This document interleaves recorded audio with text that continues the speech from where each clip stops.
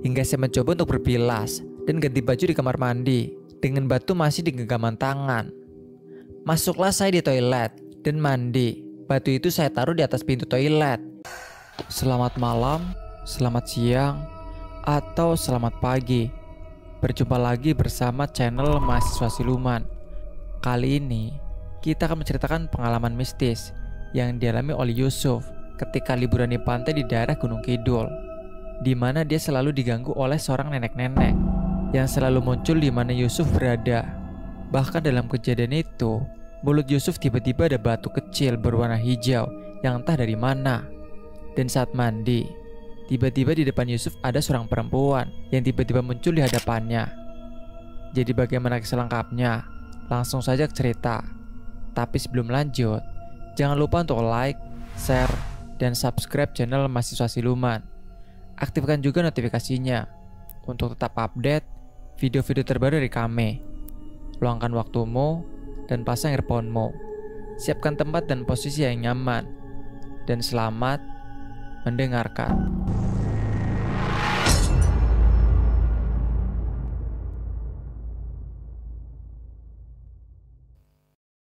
Perkenalkan, nama saya Yusuf. Pada waktu itu lebaran tahun 2017. Tepat pada lebaran pertama, malam sekitar pukul 9 malam. Saya dan teman berkumpul ngobrol biasa bercanda sembari ngopi. Dan di sela-sela asiknya ngobrol, ada salah satu istri teman saya ngajakin wisata ke sebuah pantai di Gunung Kidul. Kebetulan juga di situ ada 8 orang, dan tanpa berpikir panjang, kita semua setuju dan sepakat untuk berangkat keesokan harinya. Kebetulan waktu itu tepat lebaran hari kedua. Tanpa ada rencana dan persiapan matang, tiba-tiba jadilah kita berencana wisata ke pantai. Singkat cerita, tiba pagi hari tepat pada pukul 6 pagi. Kita kumpul di rumah teman saya, di mana kita berkumpul semalam. Setelah dirasa semua sudah pada datang dan sudah siap, berangkatlah kita pukul setengah 8 pagi. Kita berangkat menggunakan sepeda motor masing-masing, berboncengan. Kita berangkat 11 orang, terdiri 8 orang dewasa dan 3 anak kecil. Di situ ada saya sendiri, Yanto, Agus, dan Nira sepasang suami istri.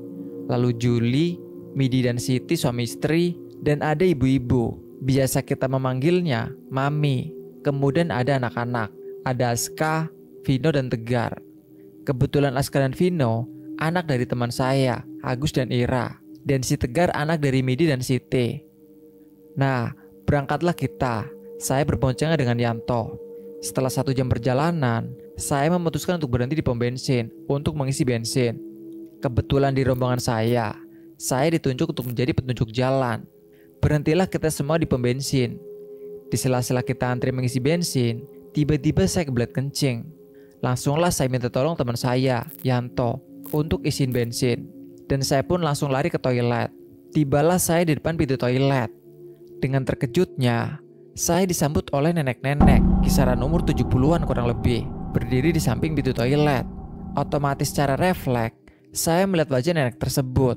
Dan terkejutnya saya, nenek itu pun juga menatap dengan muka datar, tanpa ekspresi wajahnya pun pucat. Nenek-nenek mengenakan sanggul di kepalanya dan menggunakan kebaya warna putih. Tanpa saya berlama-lama, saya hiraukan pandangan nenek itu. Saya pun masuk ke toilet. Setelah selesai, saya keluar, nenek itu sudah tidak ada. Saya pun langsung nyamperin teman-teman saya yang sudah menunggu di depan pom bensin. Langsung kita lanjut perjalanan. Di perjalanan kita pun tidak terjadi kendala apa-apa. Hingga tibalah kita memasuki yang jalan di kanan kirinya itu dipenuhi pepohonan yang rimbun. Saat asik-asiknya saya ngobrol sama Yanto dan menikmati pepohonan yang rimbun, di sebelah kiri jalan, tiba-tiba saya terkejut melihat di sebelah kiri jalan ada sebuah gubuk. Dan di depan gubuk tersebut berdiri seorang nenek-nenek, yang dimana nenek tersebut sama persis dengan yang ketemu waktu di toilet pom bensin. Dengan ekspresi yang sama, pakaian sama, nenek itu juga melihat ke arah saya.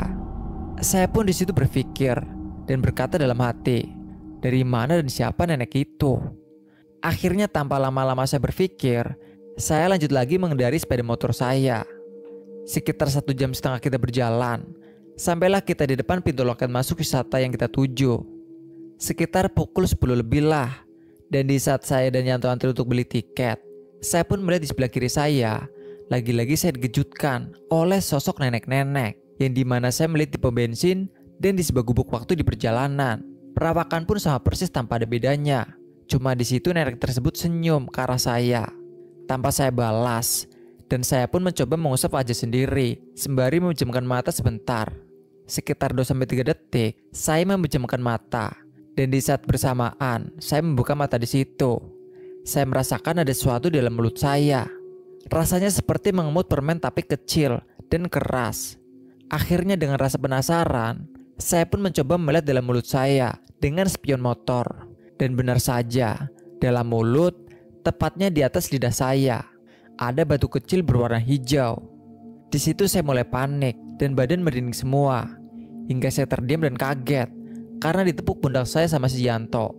Di situ Yanto berkata, "Udah buruan maju. Itu satu motor lagi, giliran kita bayar tiket." Kebetulan di pintu masuk wisata, mengantri loketnya di atas motor yang saya kendarai. Langsung bergegaslah saya maju. Dan di situ, Yanto yang membayar tiket kita masuk.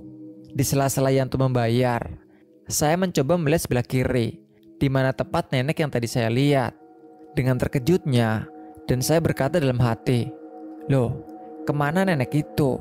Kok cepet banget hilangnya?" Dan di situ saya berpikir, ada apa sih ini dengan diri saya? Mau liburan gini kok ketemu dan mengalami kejadian aneh.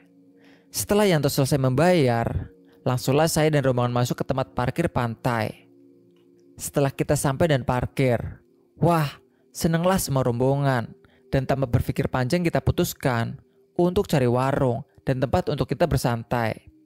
Singkat cerita, dapatlah kita tempat yang sejuk di bawah pohon. Ngobrol-ngobrol lah kita sembari bercandaan. Nah, di tengah-tengah rombongan yang lagi ngobrol santai, nyautlah teman saya, si Juli kepada saya. "Kenapa John? Dim-dim aja." Tanpa saya menjawab, di situ saya hanya membalas dengan senyum. Karena saya berpikir, kalau saya ngomong soal kejadian di pom bensin, di jalan, dan di loket masuk, sampai saya rasakan mulut, takutnya pada kepikiran dan membuat rasa senang mereka pada hilang, malah jadi khawatir.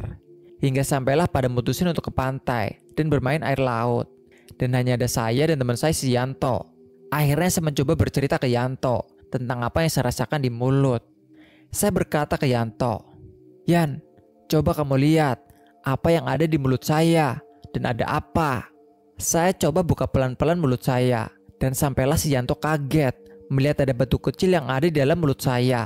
Hingga Yanto berkata, "Kenapa itu? Kok ada batu dalam mulut? Gila apa kamu? Batu kok diemut gitu sih?" Saya pun menjawab, "Aku gak tahu dari mana. Batu itu tiba-tiba ada di mulutku. Dan ini gak bisa diambil, lengket sama lidah." Semakin kagetlah Yanto di situ dengan jawaban saya. Yanto pun menjawab, "Serius gak bisa diambil?" Aku pun menjawab, "Serius Yan." Di situ pun saya mencoba tenang dan berpikir seolah-olah gak ada apa-apa. Hingga terbesitlah dalam pikiran untuk menyusulin teman-teman yang lain yang pada lagi main air. Setibanya saya di tempat teman-teman pada main air, tiba-tiba saya melihat dari arah laut datanglah ombak besar tinggi sekitaran 4 meteran. Sampailah ombak tersebut ke arah orang-orang yang di pinggir. Hingga tanpa sengaja, mulut saya kemasukan air laut. Dan tanpa saya sadari, setelah mulut saya kemasukan air, saya merasakan batu yang tadi menempel di lidah tiba-tiba lepas sendiri. Hingga saya keluarin batu itu dan saya taruh di tangan. Saya mencoba minggir dan melambaikan tangan ke arah Yanto dengan bermaksud untuk memberitahu Yanto kalau batunya sudah lepas dan keluar dari mulut saya. Hingga Yanto pun nyamperin ke tempat saya. Lantas saya tunjukin batunya dan berkata kepada Yanto, "Lepasin batunya." Dan Yanto pun menjawab, "Coba lihat, pengen megang aku." Saya kasihlah ke Yanto. Yanto pun dia memandangi batu itu. Setelah itu batu dikasih lagi ke saya terima dan saya genggam batu itu. Hingga saya mencoba untuk berbilas dan ganti baju di kamar mandi dengan batu masih di genggaman tangan. Masuklah saya di toilet dan mandi. Batu itu saya taruh di atas pintu toilet, yang dimana di atas pintu tersebut ada sebuah lubang angin. Hingga saat saya mencoba buka baju untuk mandi, dengan kagetnya saya dikejutkan oleh sosok perempuan berdiri depan saya, menatap saya. Di situ saya hanya bisa terdiam dan menatap wanita itu. Hingga sampai wanita itu berkata dengan bahasa Jawa, "Aku melu kowe," yang artinya dalam bahasa Indonesia, "Aku ikut kamu." Kagetlah saya di situ. Dan setelah berkata seperti itu, tiba-tiba langsung hilang begitu saja. Dengan rasa kaget, buru-burulah saya untuk mandi. Setelah selesai mandi dan mencoba pakai baju, masih di kamar mandi itu, tanpa sengaja, saya melihat ke bawah. Saya nemu ada uang 1000-an yang bergambar orang meloncat di batu. Sedangkan di tahun 2017, uang tersebut sudah tidak beredar lagi. Tanpa berpikir panjang, saya ambil selesai memakai pakaian. Dan uang 1000 itu saya masukkan ke dalam kotak uang yang berada di depan toilet tersebut. Singkat cerita, sembari nunggu yang lain masih bermain di pantai, dan ada juga yang baru mandi, saya mencoba untuk ke warung dan pesan mie goreng. Kebetulan di warung ada saya, Yanto, dan Mami. Disitulah saya mencoba bercerita ke Yanto dan Mami kejadian yang dialami di toilet. Hingga sampailah ada bapak-bapak, yang kebetulan bapak tersebut suami dari pemilik warung. Padahal di saat saya cerita tentang batu yang di mulut sama kejadian di waktu toilet, bapak-bapak itu tidak ada. Entah dari mana atau kebetulan dengar, bapak itu nyamperin ke tempat duduk saya sembari mengantar pesanan saya. Dan bapak itu berkata, "Gak usah heran mas, sudah biasa seperti itu di sini." Sembari senyum, bapak itu berkata seperti itu ke saya. Hingga sampailah kita berkumpul ngobrol-ngobrol. Dan saya pun di situ belum berani cerita ke teman yang lain. Setelah si ngobrol, tanpa terasa, jam menunjukkan pukul 4 sore. Di situ kita memutuskan untuk pulang. Pulanglah kita dengan sepeda motor yang kita kendarai masing-masing. Dan di tengah-tengah perjalanan, sekitar pukul 6 malam, kita memutuskan untuk berhenti untuk makan. Nah, di tempat makan ini, saya melihat nenek-nenek yang saya lihat di perjalanan berangkat tadi, bertemu lagi di pinggir jalan, tepatnya di samping warung tempat saya makan. Tapi di situ, nenek-nenek yang saya lihat tidak sendirian, melainkan berdiri berjajar dengan wanita yang tiba-tiba ada waktu saya di toilet pantai tadi. Di situ saya mencoba menghiraukan. Dan selang sekitaran 5-7 menitan, tiba-tiba si Yanto berkata, "Nenek-nenek sama mbak-mbak di samping warung mana ya? Kok tiba-tiba nggak ada?" Sautlah si Juli, "Iya ya, tadi ada nenek-nenek sama mbak-mbak di situ." Saya pun di situ diam dan gak mau mencoba memperjelas daripada nanti malah obrolan makin tambah kemana-mana.